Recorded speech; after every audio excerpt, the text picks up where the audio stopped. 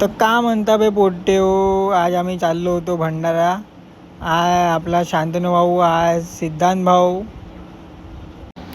सर्वात आधी तर आम्ही गाडीमध्ये पेट्रोल पहिले फुल केलं आणि आम्ही निघालो डायरेक्ट भंडाराला. हा तुम्ही पाहू शकता आपला पारडीचा पूल आहे, नवीन तो चालू झालेला आहे. आणि सणानं पिरिरी करत गोल चक्कर मारून पारडीचे आम्ही निघालो भंडारा रोडवर.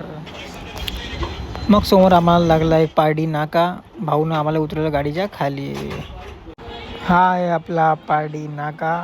हा आहे आपला सिद्धांत भाऊ, हा बी चालला पैदल पैदल. मग आम्ही पोचलो भंडारा आणि हे आहे गौरव भाऊचं हेअर स्टुडिओचं शॉप. पाहू शकता की सुंदर त्यांनी असं हे शॉप बनवलेलं आहे. भंडाऱ्यातले कोणतेही लोक जर हा व्हिडिओ पाहत असतील तर या शॉपवर नक्की व्हिजिट करा. मग मी पण मस्त केस वगैरे धुवून घेतले तिथे, एक नंबर. भाऊनं मस्त आपले केस धुवून दिले.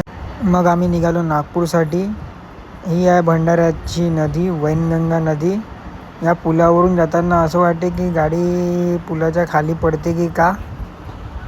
शांतनु भाऊ पूर्ण फॉर्ममध्ये सणानं पिरिरी करत 70-80च्या स्पीडने भाऊ गाडी चालवत होता. आणि तसं करता करता आम्ही पोचलो अंबोरा लेकवर.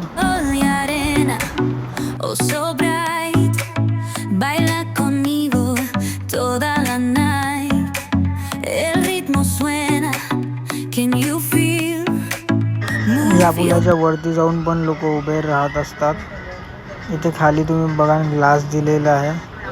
मग भाऊ म्हणे की जवळच इथे अंबोरा जवळच मंदिर आहे, तर मंदिरात जाऊ म्हणे. मग आम्ही गेलो मंदिरात. हे आहे अंबोराचं देवस्थान. चला पाहूया आतमधून कसं दिसतंय. अतिशय सुंदर असा हा मंदिरच्या बाहेरचा परिसर होता. हा मंदिरच्या बाहेरचा व्ह्यू पाहून घ्या. बाहेरून मंदिर किती सुंदर दिसते.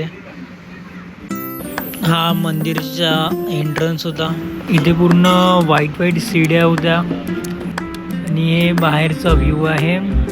आणि गोल गोल या व्हाईट सीड्या होत्या आणि गोल गोल करत वर जावं लागत असत्या.